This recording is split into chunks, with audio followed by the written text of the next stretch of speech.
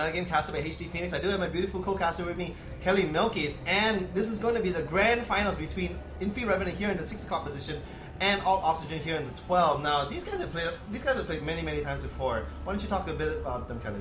Well, in Singapore LAN tournaments, anyway, I'm Kelly. In Singapore LAN tournaments, it has mostly been the two of them in really tight matches. Like they meet each other in the finals, or they both like fight in the grand finals because it's double elimination. So Infinity, Revenant is from clan Infinity, and aLtOxygeN is from clan Alternate, which is my clan.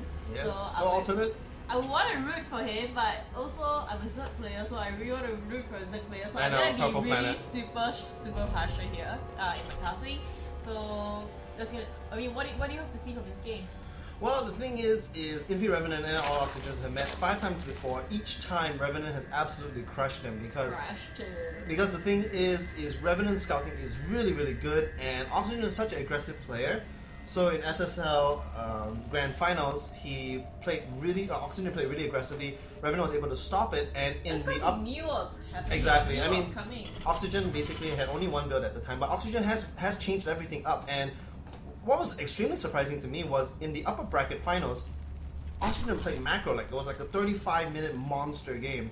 And was it close? Did they have like a lot of fights? aLtOxygeN did his trademark trying to push in, poke in with Hellions, with some early pressure, Marines coming in, but Revenant being the Zerg he is, just completely stopped it, and then at one point he had a 20 harvester lead, and then from there it's just downhill.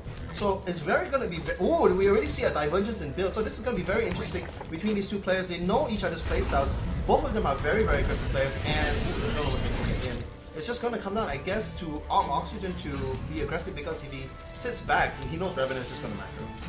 Yeah, I mean, you do see a double head, so we'll be looking at a lot of speedings, definitely. Don't think we'll be seeing Bailings yet, though. I mean, he's just one. Hunter, yeah! Die drone! Team SCB, go! Well, the thing is you see aLtOxygeN doing a pre-standard opening, though, 2 Rex opening against a player. This is like an in-base marker Rex. And these SCBs are already going out. The tricky thing about this map is because it is there's so much place for the Marines to walk. There's not really a place that the Overlord can hang over. So Revenant is being very careful with his Overlord, and because of that, he doesn't see the double racks. That's where it's like almost nowhere to hide. It's like you can't even hide in the middle. So let's see, double racks is pretty common opening right now against any Zerg players. So you see them a lot on Korean servers. It's almost like yeah, okay, these guys found. This is what I'm saying. I think this Overlord's dead. No, Revenant being the good boy he is. No, well, Revenant being the player he is not going to have like straight overloads, especially when he has so much lava from double hatch. But again, this overload being extremely cautious, and right now, Revenant's playing blind. So let's look on Revenant's cam. That's all Revenant sees. That's from the initial drone and nothing else. Well, I think he knows for sure that something is up. Like he would be expecting like a 1-1-1 build or a 2 build, because like I said, it's really common. He's gonna try to send some links up to scout. So, well, I do hope that he does, aLtOxygeN does mix it up with probably some Marine SCB crew, which is, like I said, it's classic most aLtOxygeN. Common strategy for Terror and not even aLtOxygeN. But it does look that aLtOxygeN is going to be a little tricky over here. He is going to push out with his initial 7 Marines, and that's immediately going to ring a lot of bells in Revenant's head. He's going to be like, okay, there are too many Marines at this point of the game, he must have a double racks. So we might see Revenant being forced to either drop the A Roach Warren or Bailings. What? Yeah, he does not.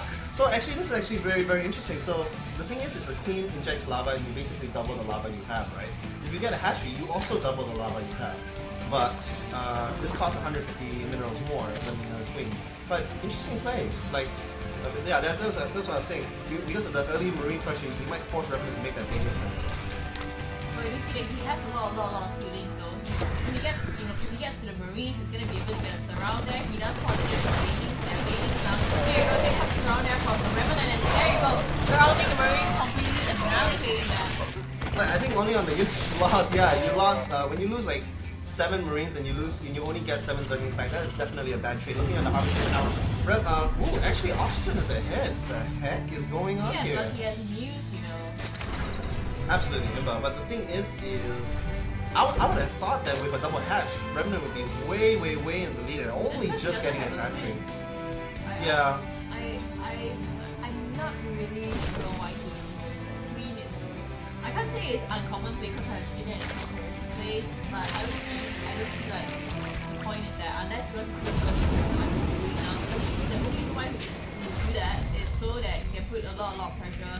Because he knows he can't handle, he only has one base. If he has one base, he's not gonna be able to support his two heads in the base. Yeah, but this is an absolute disaster because Oxygen being very, very good. He has a double wall, but the thing is Revenant did spend a lot of minerals to see absolutely what he's supposed to see because that was just merely a distraction. The Overlord is coming in here just to see what it is.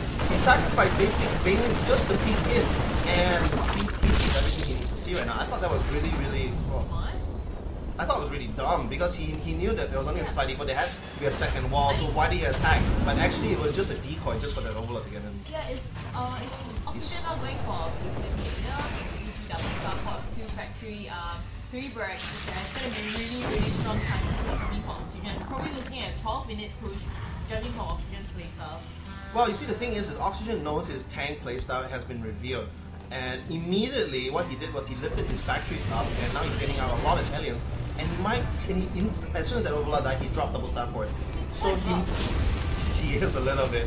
So what he might do is actually use these because you need gas for Banshees. He might be Banshee rushing now, changing up his strat, and then using the mineral-only Hellions. There we go. We are going to swap. We are going to see Banshees over here, or at least some very wonky Raven play. Well, he's really utilizing all of Terran's advantages here, which is flexibility and being able to be versatile in play time, being able to do something doing. So it's really good to see him doing that. I love seeing him do that because that means he's like, it's not like he's undecided. It's more of like, okay, I've done this. Now my next step is he has a plan. He knows what he wants to do. Look at that.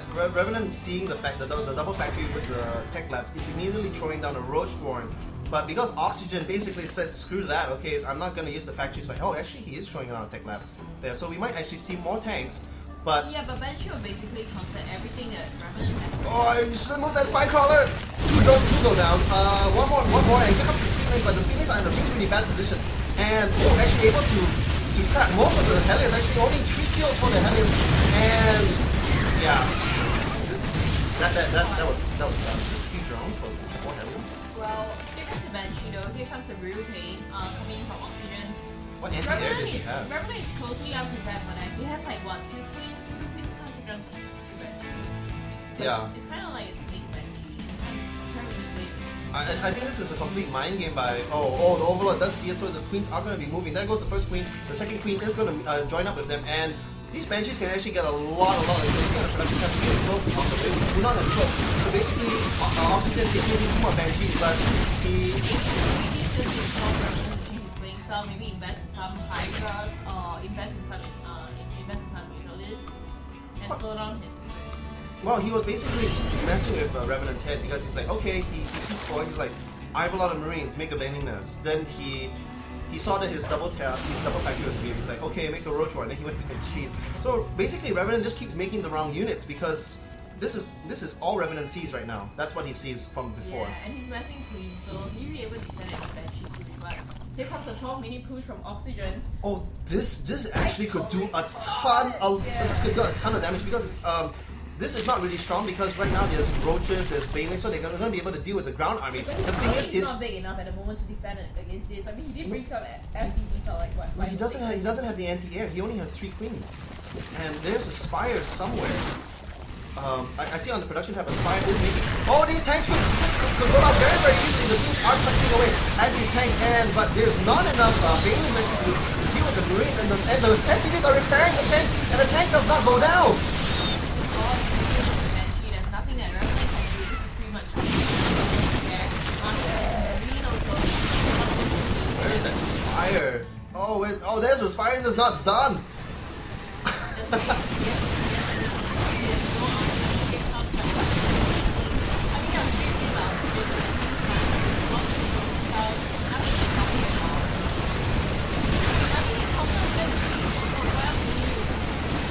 The thing is, the spire is just done. We could see a lot of units on the way, but Revenant only has 300 or so minerals, and there are a lot of Marines here, and Marines just completely destroy and catch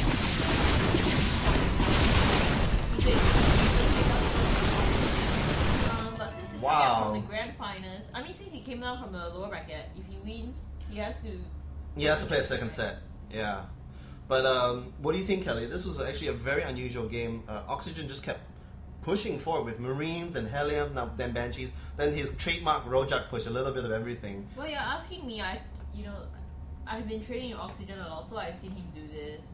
But he always does like a timing 12-minute push, and if he wins that, right there, 12 minutes. He normally banks everything on that. He does like one harass. He does like the first timing push, but that's a harass, and the second timing push is normally to decimate or end any player.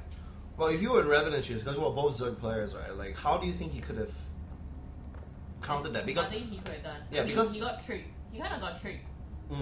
So. Well, I wouldn't say he got tricked. I guess Oxygen just adapted better because but it how was could he have reacted after the two Ravens came up? He couldn't react with anything else. He threw down a Spire, but Oxygen did a 12-minute push. I think the moment he saw the two Ravens, he'd be like, okay, that's it. You mean two Banshees, right? Yeah, two Ravens would have been awesome. Saying Ravens, okay. Hunter-Seeker missiles into the worker line. Two Banshees, so it's like, there's nothing much he could have done. To be honest, he couldn't have caught up even if he spent all his larvae, he couldn't have caught up. He knew the 12-minute push was coming. He knows that that's Oxygen's playing style. Yeah. I think the only thing Revenant could have done to win this game was this Spire needed to come out earlier. Because if he got a bunch of Mutalisks and he landed key Baneling push things onto the Marines, because the Marines are the only anti-air Oxygen had, if he was able, like, the thing is they fought in this choke. And then the tanks were in front, and all the Mariners were behind. So Revenant no way the Banelings could have got in. Revenant had 8 Banelings, but because they moved, right, and then the tanks were in front, they just Oxygen just microed his tanks into the Banelings, and once the Banelings were dead, the Marines just killed everything. Yeah, because the main DPS is the Marines. Yeah, Marines are just disgustingly strong. But anyways, let's go into That's game not 2. Fair.